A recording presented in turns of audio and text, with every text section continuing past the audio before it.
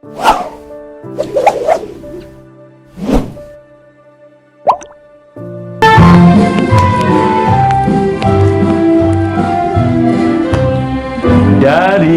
Jakarta kini di kota Dili, dari penyanyi menjadi politisi. Suaranya merdu, bak bulu berindu. Dia Krisdayanti, sang diva nomor Masya satu. Allah, wah. Kehormatan sekali ini. Dari Jakarta kini di kota Dili, dari penyanyi menjadi politisi. Suaranya merdu, Masa sih? bak bulu berindu. Dia Krisdayanti, sang diva nomor satu. Dia Krisdayanti, sang diva nomor satu. Oh, terima kasih. Wah, ini openingnya nih benar-benar bikin Biasa, Masya karena Allah. biasa ngomong anak-anak, jadi apa-apa diajak nyanyi ya, Mbak aduh, Krisdayanti. itu satu hal yang justru karena memang anak-anak itu gimana ya Penuh Pak? keceriaan, Penuh kegembiraan ya. kegembiraan dan energi kan, kalau ngeliat mereka tuh Betul, kayaknya betul. benar-benar jadi energi kita gitu. Capek hilang, marah hilang gitu. Ya maunya anak-anak tuh nggak tumbuh besar-besar gitu ya, karena kalau Betul. besar dikit pasti Betul, udah lebih betul. sibuk dari kita ya. Iya, betul. Ya, sahabat, kita berjumpa dengan diva yang luar biasa, Mbak Masya Allah. Krisdayanti. Matur nuwun, Pak Seto. Dan mohon izin, saya panggilnya Mbak Yanti atau Iya, Yanti aja, Kade boleh. Mbak Kade ya, lebih populernya itu ya. Baik, Mbak Kade. Terima Ini kasih. luar biasa. Jadi seorang artis penyanyi sekarang menjadi wakil rakyat ya, yang terhormat, anggota Dewan Perwakilan Rakyat Republik Indonesia. Nah, saya mendengar apa ya, wakil rakyat itu bisa sukses, apa rahasianya? Itu berkah luar biasa ya. Tahun 2018 itu sebetulnya jadi satu kenangan tersendiri, karena memang kalau menurut lagu yang dinyanyikan oleh senior saya, wakil rakyat seharusnya merakyat. Oh, Ya, itu kan. gitu Itu ya, yang betul, selalu betul. fasih Ya, ya, ya. terdengar sama kita, dan saya pikir semua orang tahu lagu itu. Jadi ketika tawaran itu datang ke saya tahun 2018 dari ya. Pak Sekjen PDI Perjuangan, Pak Hasto, terus terang kaget luar biasa. Saya pikir pasti mereka memiliki satu pilihan, selain Ya. pilihan juga bentuk Jadi kaget waktu itu ya? bentuk kepercayaan yang luar biasa, karena memang disampaikan terus pada saya nggak ada kepikiran apa-apa waktu itu, cuman minta waktu Pak, saya izin telepon suami saya, jadi minta izin Raul dulu, saya Iya, telepon, iya, iya. ngobrol banyak, ya artinya dengan, ya selama ini kan kita sudah memberikan kontribusi saya di bidang kesenian, mungkin kontribusi dalam bentuk yang lain, yaitu tanggung jawab dan pengabdian kepada bangsa dengan lebih tegas dan terarah mungkin lewat jalan ini, Jalan ini, politik ya. yang memang sudah sepertinya sudah di Gusti Allah udah paringi Digariskan, jalannya ya. dan mudah gitu. Terus minta restu ke mama, papa, dan tentu alhamdulillah ya, kalau saya satu aja kuncinya Pak. Jadi kalau udah nyemplung nggak ada kata setengah-setengah kalau saya. Jadi itu memang kuncian saya dari zaman saya Asia Bagus umur 16. Oh iya, dari itu ya. Saya Betul. benar-benar naik bajai, naik bis ke TVRI, ngerasain perjuangan di tes nyanyi sama almarhum Bung Kris Patikawa. Zaman Jadi, itu ya? Zaman itu umur 16 tahun. Jadi memang proses berjalannya baik karir saya bernyanyi ataupun Bagi politik, politisi ini, politisi ini memang Gusti Allah sudah paringi, sudah memberi, tapi segala bentuk usaha itu nggak akan mungkin bisa tercapai tanpa pastinya dukungan orang yang mencintai Keluarga saya ya? dan ya, Betul, betul. Ya. pendamping saya, suami saya tentunya, karena bagaimanapun restu suami baru orang tua. Saya mohon izinnya dan alhamdulillah totalitas itu sepanjang hampir 7 bulan di 471 desa di 600 titik. Itu di daerah Itu Batu, di Malang jadi, ya? Jadi Jatim 5 itu Kota Batu, Kota Malang, Kabupaten Malang. Kabupaten, Ya, tiga jadi memang gitu ya. kalau bisa dibilang Raul nih secara pikiran memang kita namakan apa ya, ketua tim ses, tapi secara fisik dia nggak bisa memilih saya karena kan memang warga negara Timor Leste, tapi jiwanya, pemikirannya dan ide-idenya dia luar biasa. Artinya saya rasa udah sebegitu kita ke grassroots, sudah begitu saya humble-humblenya saya bilang kamu kurang. Contohlah itu Pak Sanana Gusmo. Bau keringat rakyat itulah kebahagiaan kamu. Itulah, itu hal yang jadi meniru beliau juga ya. Jadi betul-betul. Yang saya rasa udah saya blending dengan warga Malang Raya yang mereka tangkap itu adalah keterbukaan saya. Selain mereka alhamdulillah ya mungkin sebagai warga dan warga Malang Raya mungkin ada rasa memiliki karena selama ini belum ada perwakilan perempuan, tapi di samping itu juga namanya bolo dewe, konco dewe, ya kan ada rasa itu. Akhirnya pertama saya dikenal sama mereka, dikenal luas, tinggal bagaimana saya menyampaikan apa yang ingin saya kerjakan, apa tujuan saya, akhirnya bisa dipilih ya mengambil hatinya. Dan suara cukup banyak ya waktu itu ya. Saya nggak pernah nyangka, pikir ada yang bilang pokoknya nembus 80.000, 100.000. Luar biasa. Terus sampai ada 132.000 kalau nggak salah. Tapi karena memang jiwanya itu saya ingin menyentuh secara humanisme, jadi benar-benar turun, ngetuk pintu hati, pintu rumahnya, Pulau Nuwun. Akhirnya ya mungkin keikhlasan, ketulusan itu akhirnya yang sampai ke ketulusan dan ikhlasan itu ya. Dan kuncinya juga dekat dengan rakyat ya. Itu yang paling utama saya kira ya. Alhamdulillah, jadi karena memang mungkin belum pernah ada keterwakilan perempuan di Malang Raya, jadi ibu-ibu atau yang selama ini saya concern adalah ibu hamil, dan juga memang stunting di Malang Raya juga masih cukup tinggi Pak. Jadi saya bersama mitra gitu mendorong supaya banyak program-program yang dilakukan di dapil kita. Alhamdulillah saya ini kan ibaratnya lebih baik kita tuh berdampak untuk masyarakat di dapil. Artinya kita tuh representatif untuk rakyat di dapil kita, berdampak. Walaupun saya memang belum turun lagi sepanjang pandemi ini, tapi tidak berhenti bentuknya ya. Bantuan sosial atau apapun yang insya Allah bisa perlahan saya lakukan pasti untuk dampaknya untuk dapil. Saya pun juga masih belajar ini masih. Aduh. Jadi yang waktu itu dijanjikan pada waktu kampanye segala macam lebih pada stunting, masalah stunting jadi juga. memang kalau tagline yang saya sampaikan waktu itu, perempuan kuat Indonesia hebat. Itu artinya memang yang saya ingin share ke warga adalah memang saya itu pekerja keras, mau berusaha untuk mencapai sesuatu. Artinya contoh kecilnya, oke, kalau kamu mau berhasil dengan saya hijrah dibawa sama Mama Yuni dan Yanti dari kecil tahun 83 hijrah ke Jakarta, kita ikut festival, kita ikut lomba, kita ikut seni, semua lomba diikuti sampai akhirnya menjadi penyanyi yang alhamdulillah bisa terus eksis. Nah itu kan perjuangan step by stepnya. Jadi mungkin itu yang dirasakan oleh seluruh warga bahwa mereka ingin ada keterwakilan perempuan. Terus saya juga kan banyak juga yang setengah-setengahnya gini Pak, sampai di rumah warga tapi kayaknya kita masih mageri kita gitu. Itu yang kenapa di mageri? Maksudnya kalau saya lihat tuh ketulusan itu akhirnya jadi kayak palsu gitu loh.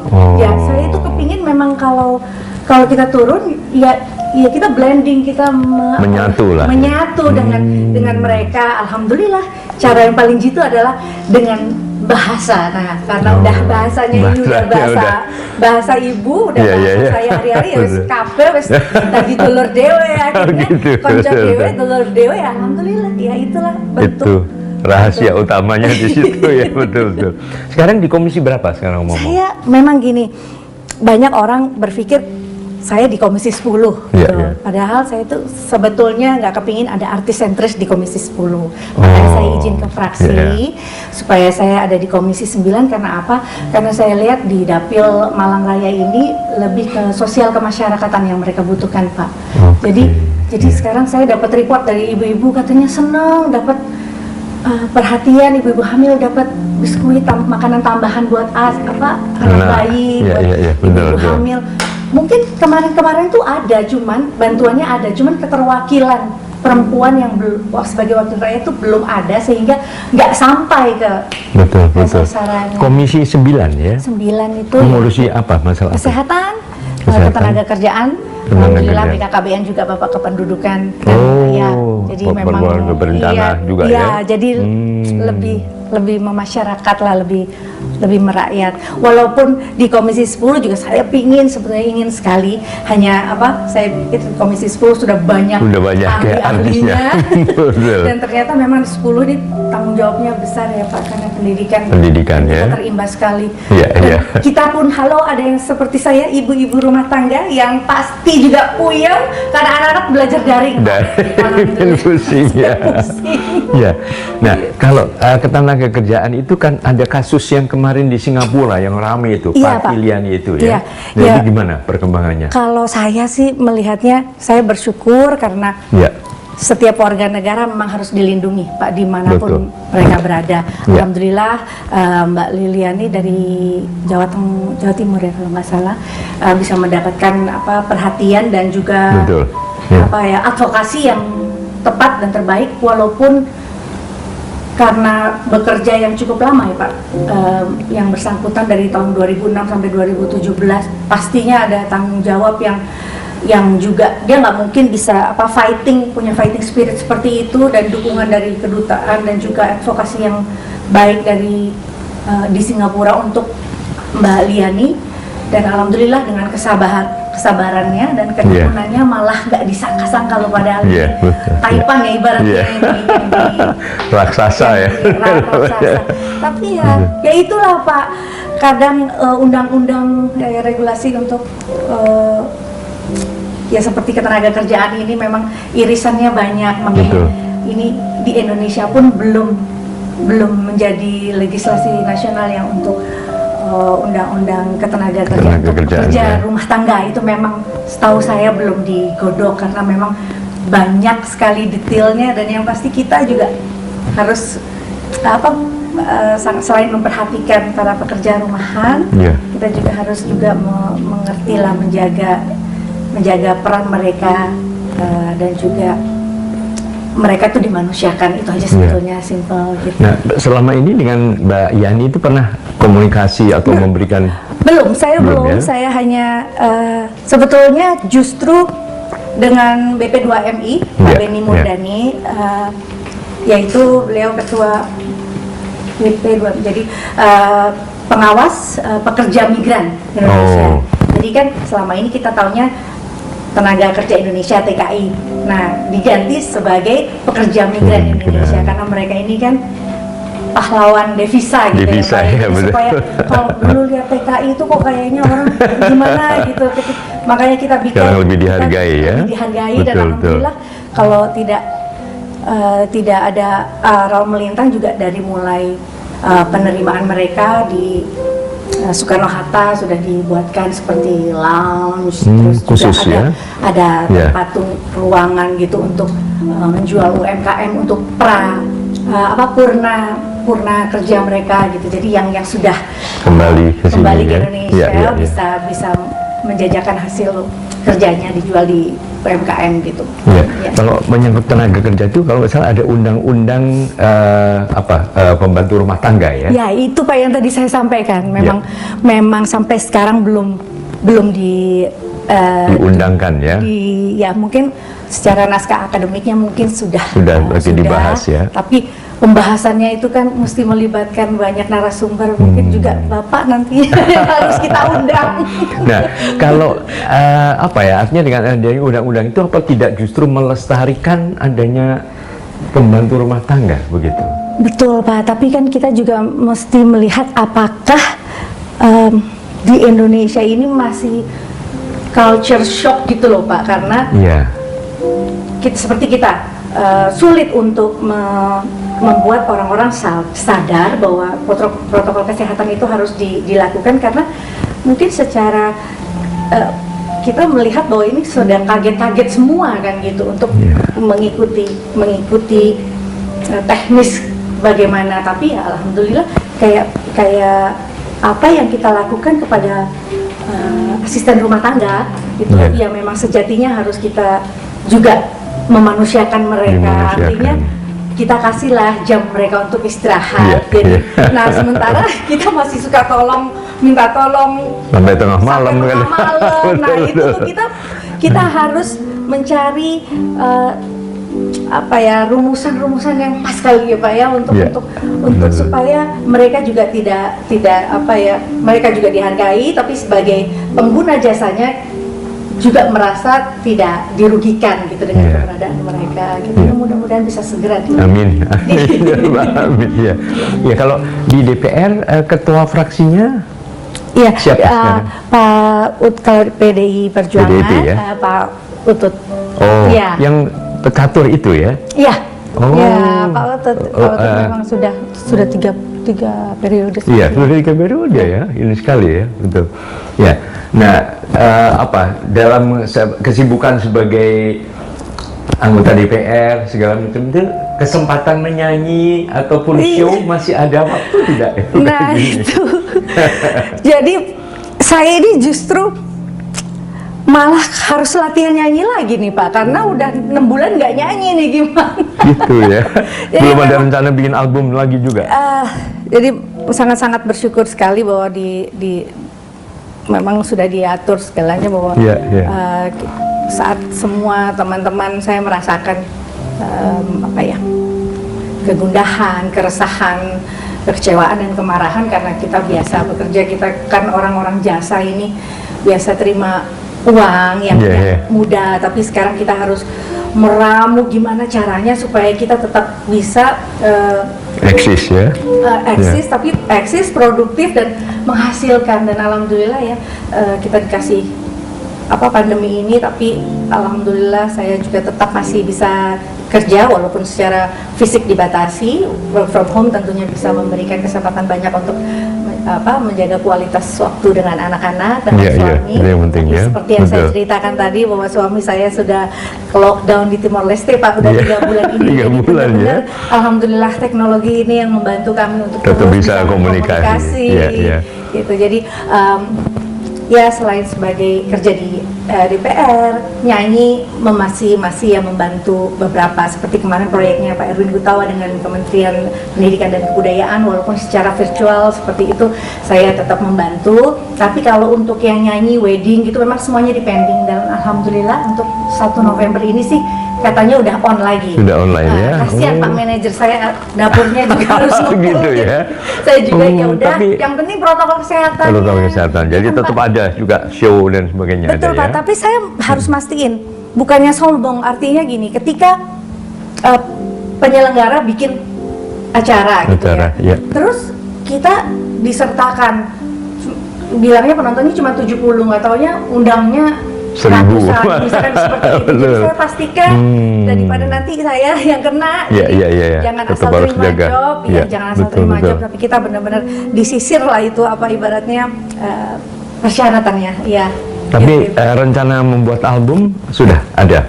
Kepingin Pak, udah kepingin lagi, tapi sepertinya industri kita sekarang berubah ya Pak. Industri musik ya? Industri musiknya udah berubah, trennya juga udah berubah. Jadi sebetulnya kita bikin kayak Ellie Goulding bikin spesial home music itu, bahkan dia udah bisa langsung dimasukkan ke iTunes seperti itu dengan digital promoting. Justru bisa segalanya tuh sebetulnya lebih mudah sekarang. Artinya mungkin kita mesti tahu dulu konsep seperti apa yang sekarang lagi digemari, trennya seperti apa, dan memang sekarang dalam saya pribadi memang ingin fokus dulu untuk ibaratnya Mbak Ketua DPR RI Mbak Puan, Mbak Puan, ya. Maharani bilang pesan ke saya supaya saya terus beradaptasi politik seluas-luasnya. Jadi pokoknya belajar terus aja di kesempatan. Terus belajar ya. Alhamdulillah. Nah, kalau sepanjang karir sebagai penyanyi, kira-kira lagu yang paling disukai lagunya Mbak Krisdayanti sendiri apa? Lagunya saya. Iya. Lagu yang paling ibaratnya memberikan langkah dan membuka kesempatan besar untuk menjadi penyanyi yang ibaratnya Bapak tadi bridging di depan itu bisa dibilang bisa itu. Itu menghitung hari. Jadi penghitung hari itu Pak kolaborasi antara Krisdayanti dan Seto Mulyadi. Jadi menghitung hari Senin, Selasa, Rabu, Kamis itu kan udah Seto banget ya. Jumat, Sabtu, Minggu Itu nama-nama hari luar biasa. Iya, saya terus terang dalam setiap saya bikin acara-acara keluarga itu kuis lagu dan siapa penyanyi itu selalu nggak pernah ketinggalan. Oh, Bapak bikin. Jadi kalau acara keluarga juga bikin kuis? Apa? Iya, kumpul-kumpul gitu. kalau ada acara bisa jadi keluarga, ide bagus itu. saya langsung berpacu dalam melodi. Saya nyanyi kali. La la la la la la la la. Lagu apa? Dan itu hampir 100% bisa menebak lagu. Itu luar biasa. Ya. Kalau sepotong aja boleh didengar lagunya itu. Boleh dong. Kayak bisa ya. Menghitung hari, detik demi detik, masaku nanti apakan ada.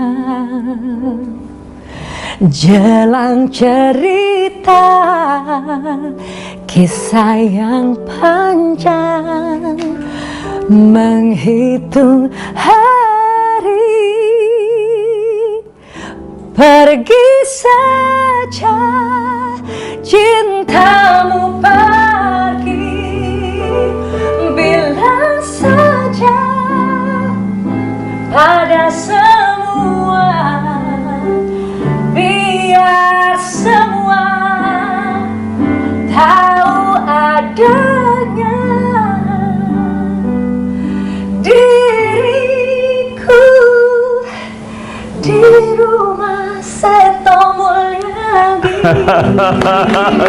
Biasa. Diriku kini sendiri. Luar biasa. Suatu kehormatan luar biasa nih sambil minum juga. Monggo. Terima Agak kasih. santai.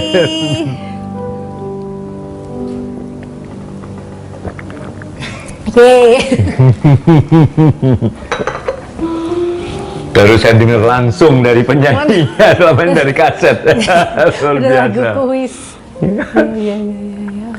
Nah, kalau nggak salah juga main sinetron ya? Apa? Si Cemplon ya? Saya main sinetron itu pertama saya diajak sama sekarang salah satu ketua Komisi 10, Mas Dede Macan Yusuf. Oh. Jadi diajak sama Mas Dede Yusuf itu jendela rumah kita. Waktu itu saya SMA. Iya. Di sinetron itu yang memberikan saya pengalaman tentunya gimana sih apa sistemnya, produksinya, terus bagaimana kita bekerja sama lawan pemain, gimana cara kita menghormati jam callingan, menghormati untuk membaca naskah supaya kita bisa tektok dengan pemain lain. Itu memang saya belajar dari awal. Dan ketika saya dengan Cemplon itu memang memberikan satu pengalaman baru juga. Waktu itu tayang di SCTV sekitar 13-15 episode ya untuk Cemplon itu. Dan memang yang lama, tempat sekolah saya sinetron yang lama itu dengan Bapak Rampo Jabi. Karena lebih dari 10 tahun saya di Multivision Plus. Multivision, ya, betul. Dulu Bapak nonton nggak itu jadi tahun 98 itu sistem stripping baru ada di Indonesia. Jadi sinetron stripping itu tahun 98. Jadi Jadi seneng Pak terima duitnya. seneng kan? Belum ini udah Langsung setoran dapat lagi. setoran lagi. Tapi badannya Pak babak belur. Iya, Karena babak belur, ya. babak belur karena ya gitu bener-bener itu bisa selesai syuting jam 2 pagi langsung edit tayang lagi. Jadi untuk Ramadan lah. Jadi memang langsung tayang gitu. Jadi Kejar tayang terus kejar ya. tayang ya, Betul, namanya betul. kejar tayang. Itu saya dikasih tahu sama Parang Punjabi itu masuk satu breakthrough lah, artinya 80 juta penonton ratingnya waktu itu. 80 juta penonton, jadi dibuatlah sequel Doaku Harapanku tahun 98 dan tahun 2000. Ya. Terus ada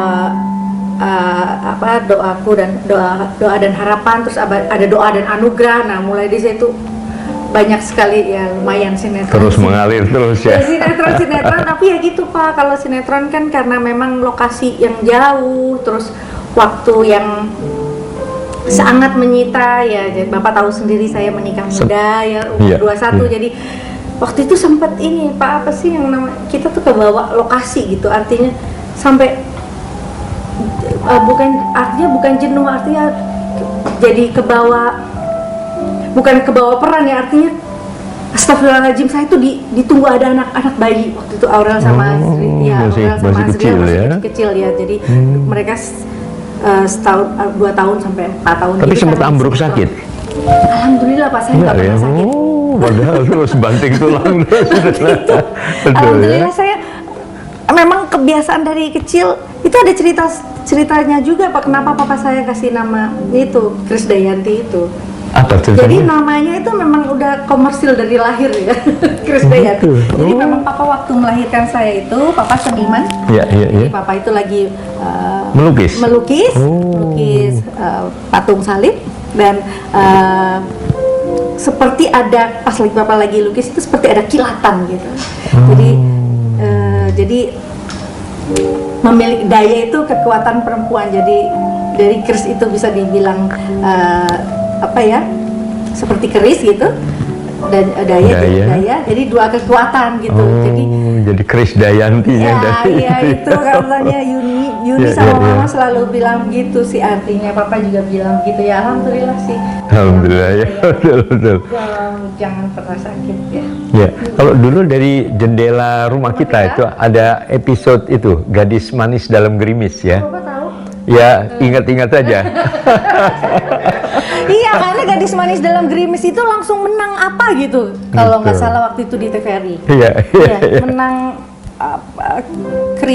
piala gitu kalau nggak salah, dan alhamdulillah ya saya jadi mengenal sosok Ibu Rahayu Effendi juga. Iya. Cantik, terus kayaknya kalau nengokin kita di lokasi syuting tuh kayak cantik, Semangat luar ya. biasa semangat. Jadi memang senang sekali, saya punya banyak pengalaman dari ibaratnya dari muda, nyanyi juga dari muda semuanya dari. Iya. Nah, berbicara mengenai gerimis ya, kita ingat lagu anak-anak. Gimana? Tik bunyi hujan dong. Bapak menyambung aja. Agak cepat sedikit. Oh, ternyata kamusnya di sebelah kiri.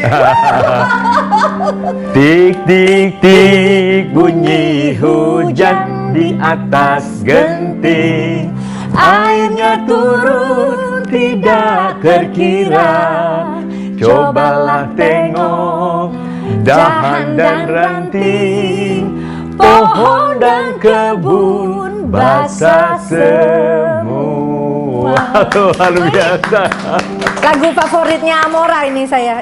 Iya, lagu ini. Iya, udah bisa. Lagu ya? umur 2 tahunnya dia ini. Pohon dan kebun. Susah sekali tuh Pak saya ngajarin dia. Pohon dan kebun. Mau nyanyi. Tapi juga belajar bahasa Timor Leste juga.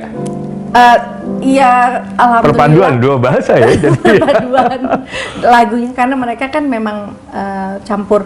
Jadi kalau bahasa nasionalnya Tetun Pak, namanya Tetun. Cuman karena mereka bahasa nasionalnya, tapi official language-nya Portugis. Ya, jadi ya. Kalau Obrigado Barak tuh? Obrigado Barak itu ya obrigado itu bahasa Portugis. Baraknya Tetun. Tetun. Barak tuh besar banyak gitu. Ya, Obrigado Barak. Jadi Obrigado Barak kalau perempuan Pak, kalau Obrigado ke laki-laki gitu ya, adiknya tahu. Oke, mirip sekali. Kamu saya. Itu ya. Nah, sekarang sudah mulai musim hujan ya, Iya, Pak. apalagi berpadu dengan COVID-19 ini. Ya. Terus ya tentu berbagai permasalahan untuk bisa komunikasi, untuk keluar rumah. Ya, Nah, Pak. pendapat Mbak Kadi mengenai PSBB ini gimana nih? Iya, memang kebijakan yang disampaikan oleh Gubernur DKI Pak Anies memang tepat untuk saya ya. PSBB pembatasan sosial berskala besar yang pertama itu memang sangat berdampak bahwa sebetulnya yang bisa mendisiplinkan warga Jakarta pertama itu kan itu, gitu, dan tentunya pemerintah harus mengikuti karena memang ini kebijakan Pemda kan dari Pak Anies sendiri, dan alhamdulillah bisa tercapai walaupun memang ada dampak-dampak yang dirasakan dengan adanya PSBB yang ketat di awal-awal sekitar triwulan kedua itu, Pak. Tapi ketika memang kemarin disampaikan lagi untuk bisa copy paste untuk melakukan PSBB ketat lagi, sepertinya memang terlalu banyak yang menjadi kecewa karena memang bisa saja itu dilakukan, tapi bantuan sosial yang kita tahu pemerintah sudah mengeluarkan lebih dari 203 triliun kalau nggak salah sampai sekarang, itu mau besar harus ada kesiapan lebih besar lagi. 203 triliun ya? Iya, sampai sekarang Pak, pemerintah sudah keluarkan seperti itu ya. Artinya harus ada subsidi itu terus menerus kalau memang mau diketatkan PSBB. Tapi alhamdulillah kan asal ada persyaratan bahwa seluruh masyarakat harus melakukan protokol kesehatan, harus menjaga diri dan lingkungannya, keluarganya. Jadi mereka juga punya tanggung jawab lah, artinya boleh bekerja di luar tapi ikuti protokol kesehatan yang sangat ketat ya. Ya, karena memang antara masalah kesehatan tapi juga keselamatan hidup, tapi juga masalah ekonomi ya. Ya, itulah berbenturan juga. Sebetulnya memang seperti telur sama ayam jadinya Pak. Mana yang lebih didulukan? Yang mana yang mau didahulukan? Tapi memang insya Allah ya, negara juga nggak akan kuat kalau rakyatnya sakit, ekonomi juga nggak akan bisa bangkit kalau rakyatnya sakit, gitu. Betul ya. Kalau yang sekarang yang putra yang dari Mas Anang, usia enggak yang kecil-kecil? Yang kecil-kecil sekarang Amora di 9 tahun. Nah, itu terganggu nggak proses belajarnya? Didampingi juga? Ya, alhamdulillah itulah Pak, karena kita kemarin harus mendapatkan kesempatan untuk rolling shift gitu ibaratnya, kehadiran kita fisik kita di kantor. Jadi memang alhamdulillah saya juga dapat sedikit keringanan juga untuk mendampingi. Jadi alhamdulillah Raul juga selama ini memang komitmen kita menikah dari 10 tahun ini kan memang long distance relationship gitu. Jadi memang alhamdulillah saya seperti memiliki absolute power Pak, karena buat saya diberikan kepercayaan oleh suami untuk bisa menjadi istri, ibu, dan juga diberikan tanggung jawab dan beban untuk menjaga anak-anak gitu. Menjaga anak-anak. Tapi teknis pendidikan home based learning interaktif ini memang saya terus terang memang menjadi agak concern gitu ya. Alhamdulillah lah anak-anak saya ya lebih beruntung dari saudara-saudara yang lain yang mereka mendapatkan akses internet yang lebih baik juga. Tapi stres nggak dengan daring begini nih? Pak, dan sebetulnya yang ibu-ibu sampaikan secara viral itu memang daring dan darting ibunya kan, ibaratnya darting, it's happen gitu, kejadian. Dan alhamdulillah ya itulah sekarang kita bisa googling Pak, anak-anak bisa loh, saya di tengah meeting Amora tanya, "Mami please help me, ini jawabannya apa?" Saya jadi bisa googling, bisa cari tahu. Dan sekolahnya di mana? Di depan rumah Pak, di High Scope dua-duanya. Oh, di High Scope. Oh. Iya, dan alhamdulillah asisten di rumah itu mbak-mbak yang di rumah juga alhamdulillah ikut bisa menjadi teman anak-anak juga ya. Apa artinya anak-anak umur 7 tahun dan 9 tahun sekarang udah bisa punya dokumen bisa bikin dokumen, bisa bikin masih jadi udah ada beberapa kemajuan yang dibandingkan zaman kita kecil dulu ya. Pakai sabak itu. Sabak itu batu tulis yang Mungkin zaman saya zaman kolonial saya. Lebih lagi zaman dulu lagi. Jadi nggak tahu Sabak ya. Enggak, yang dihapus itu ya. Iya. Ya, artinya masalah pendidikan putra putri nggak ada masalah sekarang ini. Kemarin itu sih memang saya curhat juga ke gurunya langsung secara online karena mereka kemarin student teacher conference Pak. Jadi secara daring disampaikan bahwa guru anak-anak Amora dan Kellen cukup sangat-sangat puas dengan pembelajaran daring ini, tapi anak-anak dapat mengikuti dengan teknis belajar yang jadi jauh lebih membutuhkan konsentrasi ya. Kalau yang pas awal-awal pandemi sih memang adiknya ini yang paling kecil itu, waduh itu bisa duduk begini nggak sampai 30 menit udah jumpalitan kayak 40 anak laki. Yeah. Cuman itu kelas 1 ya, yang paling naik kecil. kelas 2. Naik kelas 2 sekarang. Kalau Amora itu udah kelas 4, jadi dia kok sangat concern, tenang, kerjain tugasnya, submit tugasnya, sampai jam 3 sore dia tetap duduk. Jadi sangat terbantu dengan saya bekerja di rumah dan bisa terus quality time berkomunikasi membahas sesuatu tentang pembelajarannya. Tapi memang saya bilang bahwa minta kurikulum yang lebih disederhanakan. Kurikulum darurat ya istilahnya ya. Karena memang kemarin anak-anak belajar pantun terus sajak. Nah sekarang ada lagi Pak yang namanya simile. Gitu, jadi teknis prosa kata seperti itu. Jadi alhamdulillah ya, tentang sejarah dan tentang itu disukai. Mana yang paling disukai? Kalau Amora sih memang social study, tapi memang Amora perlu research skillnya perlu ditambah gitu. Artinya anak-anak sekarang kan biar SD juga mereka harus presentasi Pak, nggak kayak kita dulu aja terus giliran ngomong langsung jadi lebih aktif ya. Lebih aktif, jadi memang kreatif, harus punya research skills ya, itu yang terus dilatih sih. Ya, sekarang ini sepanjang sejarah baru kali ini saya dipanggil Pak ya. Biar sadar kalau kolonial. Bukan, harusnya dari Kak langsung jadi Kek. Oh iya. Ya. Sekarang kita bermain ini asosiasi kata. Ya. Aduh. Jadi saya ada beberapa kata.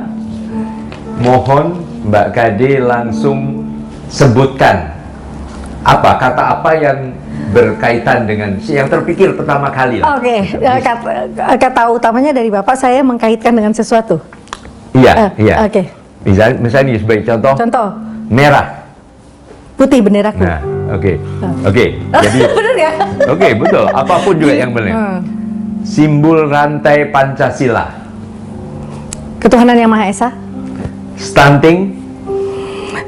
Gagal tumbuh. 72 dibagi 9. Menghitung hari. Krisdayanti. Bali. Pulau Dewata. Nyanyikan refrain yang ku mau. Yang ku mau ada dirimu, tapi tak begini keadaannya. Yang ku mau selalu denganmu. Luar biasa. Oke. Marhenisme. Petani. Ida Fauziah. Menaker. Gitar. Rock and roll. Kapoksi. Ketua kelompok fraksi. Protokol kesehatan. 3M. Tanggal lahir anak-anak. Aurel 10 Juli 1998, Azriel 27 Juni 2000, Amora 5 September 2011, Kellen 12 Desember 2012. Luar biasa. Wah, Aduh, Pak, saya tadi kasih tahu yang ini bocoran. Tapi justru lebih hidup ya. Seru. Nah, bicara protokol kesehatan khususnya tentang cuci tangan. Ya. Ini ada lagunya nih. Ini lagunya si Komo nih. Nah, itu Komonya. Nah, Papa dulu waktu nemuin si Komo itu apa ya? komodo. Jadi komo itu dari komodo Iya. karena satu-satunya hewan khas Indonesia yang tidak ada di dunia Iya. lain selain Indonesia. Nah, ini si Komo mau menyanyikan lagu tentang cuci tangan ya.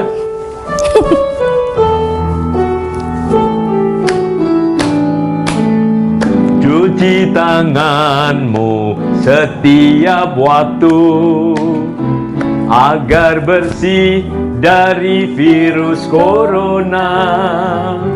Biasakan jaga kebersihan, itu penting untuk kesehatan. Sekali lagi sama-sama mungkin bisa ikut. Cuci tanganmu setiap waktu agar bersih dari virus corona. Biasakan jaga kebersihan, itu penting untuk kesehatan. Luar biasa. Tapi pernah mendengar si Komo ya? Ya, Waktu itu? ya ikut ini bukan denger lagi Pak, memang udah generasinya kayaknya. Generasi si Komo ya, betul. Ya, tentang anak-anak. Nah, Ya. ini kan pernah dengar masalah gesekan dengan Iya, anak-anak Pak, dan pasti. sebagainya, dan justru diekspos oleh media sosial ini. Betul Pak. Apakah memang ada masalah komunikasi kok sampai Iya. media sosial segala macam itu? Iya, Gimana? iya memang sepertinya agak menjadi tidak adil kalau masalah rumah tangga atau keluarga itu kan ibaratnya masalah 4x4 ya Pak, masalah Iya. rumah gitu, rumah tangga. Internal lah, gitu, Internal. betul. Cuman karena media sosial ini sudah begitu luas dan begitu akses yang sangat masif, akhirnya kami harus ikhlas bahwa kita dijadikan komoditi. Komoditi ini kan pastinya semua berita ini kan kita bisa kontrol diri kita, tapi kita nggak bisa kontrol orang lain untuk nggak memberitakan kita, nggak menghina kita, nggak memaki kita. betul. Cuman saya berpikir saya ikhlas, saya tetap bersyukur pada Tuhan bahwa yang penting bagaimana menenteramkan hati saya, memberi maaf kepada diri saya sendiri, dan juga menenteramkan keluarga kecil saya ini Pak. Artinya ada Raul yang memang latar belakangnya tuh bukan dari keartisan Pak. Jadi otomatis sih memang dia yang pertama sekali terganggu dengan Agak terguncang juga Iya, ya. terganggu sekali sih Iya, Pak iya. sama karena Ya. kita mau nuntut atau marah pun juga sebetulnya bisa-bisa saja, cuman kok kayaknya buang energi satu, terus juga ya udahlah ibaratnya nggak kita nggak mengenal, ya udahlah ngurangin dosa kita kalau kita kadang dihujat atau orang menghina kita semaunya gitu. Tapi memang Raul pernah mengadukan ke Dewan Pers karena judul-judul yang sembarangan sudah ya Pak, sangat mengganggu sekali ya. Sumber yang tulisan yang tidak beretika, dan Betul. kita ini kan punya anak-anak Pak yang tadi 9 tahun sama 7 tahun ini yang sudah main gadget juga. Sudah bisa Kadang mendengar walaupun berita mereka nggak ngerti bahasa slang dan lain-lain gitu, tapi mereka pasti menanyakan kepada kita, dan akhirnya membuat saya dan anak-anak terus berdiskusi. Pernah dibahas itu dengan putra-putrinya? Ya, kalau untuk Amora Kellen memang terus terang sih alhamdulillah mereka belum terganggu ya Pak ya. Artinya memang bukannya saya membatasi mereka nggak boleh buka gadget-gadget yang minta maaf, maksudnya netizen dan lain-lain gitu. Alhamdulillah nggak, mereka juga nggak terganggu, dan artinya kita juga membatasi di blog untuk itu gitu, karena mereka juga saya udah warning untuk membuka interaksi komunikasi yang baik tentang digital influence-nya tuh, maksudnya nggak yang sembarang, artinya boleh main TikTok tapi skip yang nggak ini ya Kak. Jadi tetap terkontrol juga ya. Gitu ya. Akhirnya pasang kuping terus Pak gitu loh, supaya saya juga menjaga perasaan anak-anak supaya nggak dewasa, usia mereka diisi sama hal-hal yang ya gitu, yang mungkin jadi tidak edukatif iya, lagi. betul, gitu, tapi edukatif. masih sering sudah mulai komunikasi lagi dengan Mbak Aurel. Iya, kalau Aurel sama Azriel memang begini ya Pak ya, karena usianya mereka ini kan udah 22 ya. Memang usia-usia yang udah menanjak dewasa ya. Iya, udah dewasa. Justru Ya. saya 21, saya dulu udah menikah sama Ya. ayahnya gitu. Jadi memang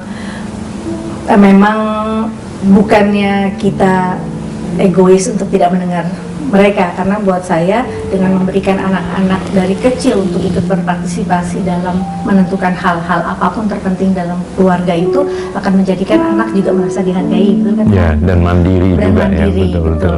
Tapi masalahnya Pak, saya harus membutuhkan usaha yang lebih besar karena bagaimanapun produk perceraian itu akan memberikan dampak yang seperti ini jadi terjadi dengan Aurel dan Azriel dan kepada saya dan juga kepada pasangan saya, karena memang kondisinya karena mereka tidak tinggal dengan kami, jadi kan otomatis jadinya bukan nggak akrab ya Pak ya, karena memang kesempatannya memang nggak ada. Nggak ada ya. Ya, jadi, terakhir bertemu dengan Mas Azriel dan Mbak Aurel tahun lalu. udah setahun kira-kira ya. Iya, setahun lalu. Karena memang ya setahun.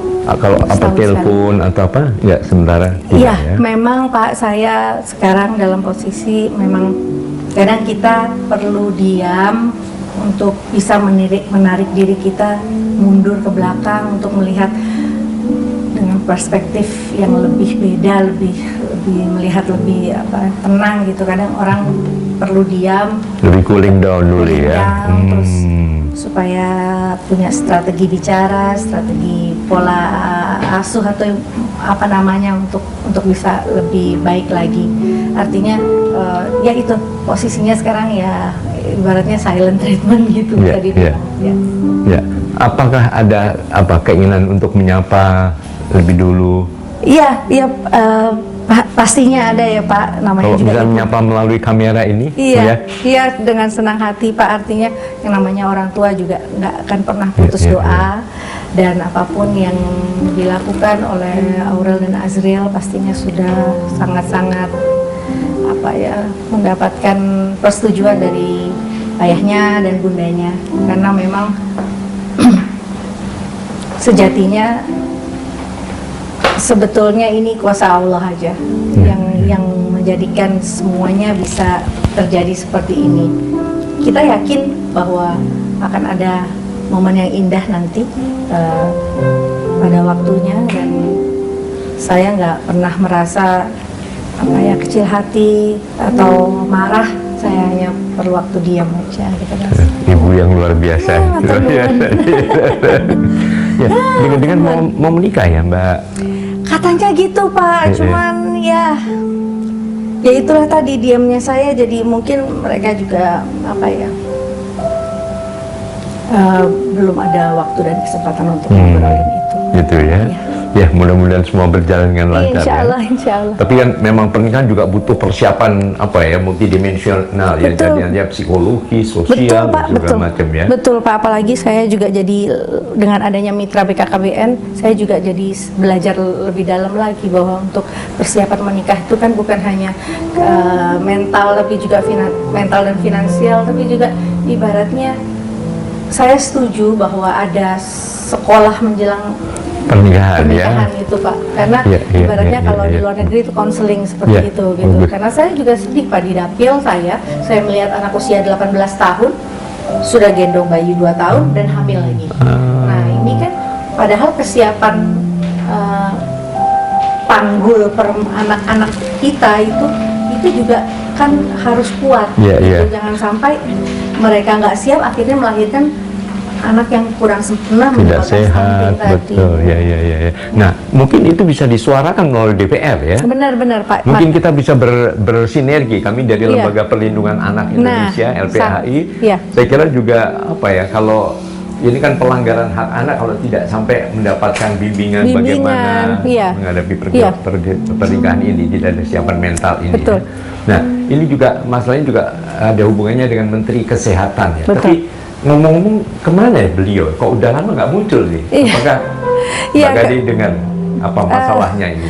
Jadi Pak Terawan memang banyak yang mengklaim bahwa selama 6 bulan ini beliau seperti di belakang layar, padahal mungkin lebih tepatnya adalah menjaga gawang masing-masing, mungkin seperti itu perannya, karena kesehatan ini kan sangat kompleks Pak, sangat luas, bahwa makanya ditunjuk Bapak Yuri untuk waktu itu selama kurang lebih 3 bulan untuk menjadi jubir COVID gitu, dan sekarang sudah digantikan, dan alhamdulillah juga beliau sangat-sangat aktif untuk rapat-rapat di DPR, di rapat dengan sering hadir ya, selalu hadir, dan tidak diwakilkan kadang oleh ada eselon 1 yang hadir karena memang jadwalnya sudah diagendakan seperti itu.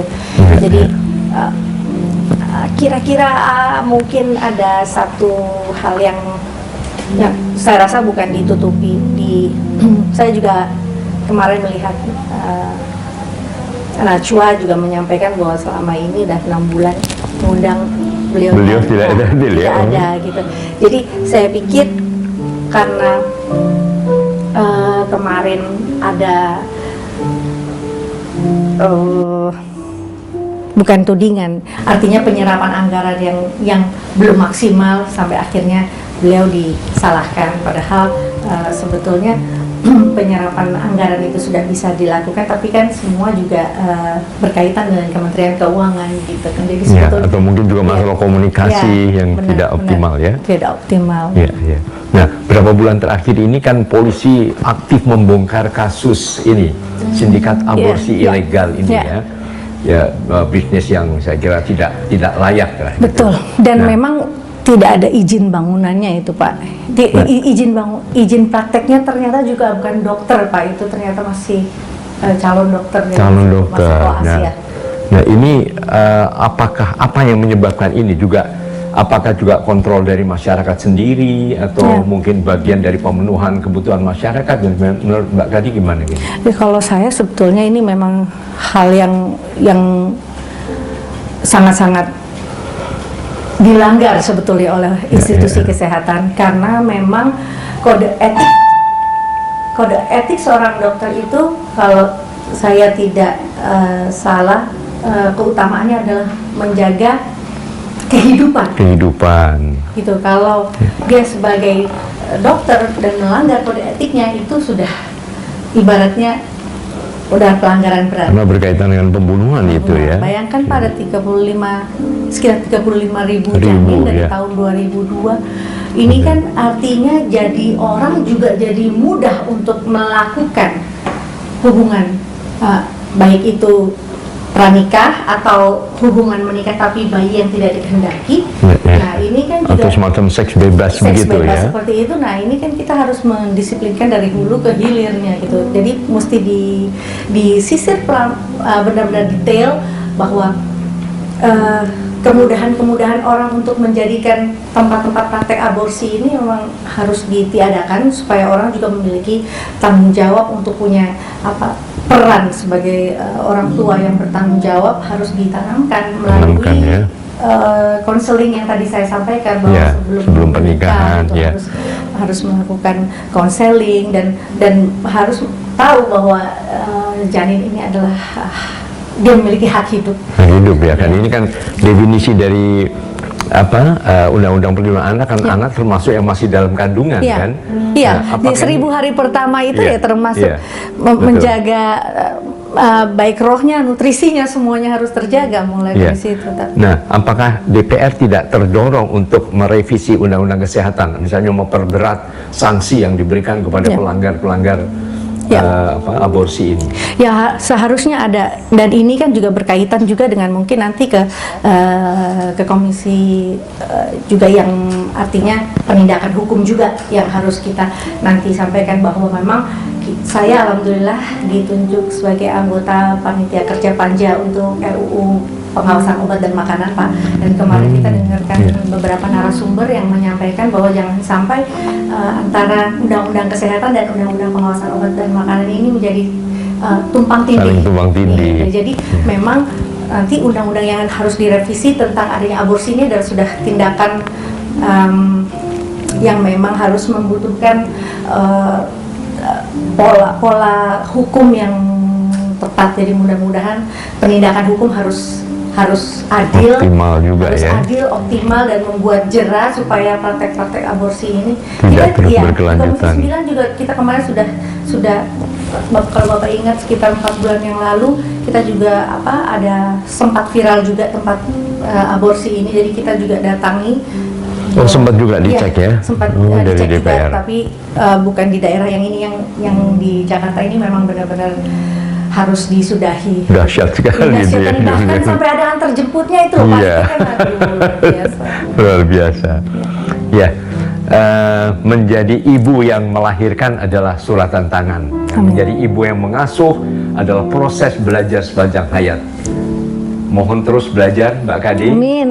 Luar biasa sekali. Saya juga banyak catatan, saya akan banyak mencatat Terima kasih. perjuangan yang luar biasa. Bapak juga jadi seorang kasih ibu, saya Mbak Kadi. saran-saran supaya menjadi ibu dan istri yang lebih Yang baik lagi. luar biasa. Amin. Baik, saya tutup kembali dengan lagu berikut Terima kasih ini. Ya. banyak.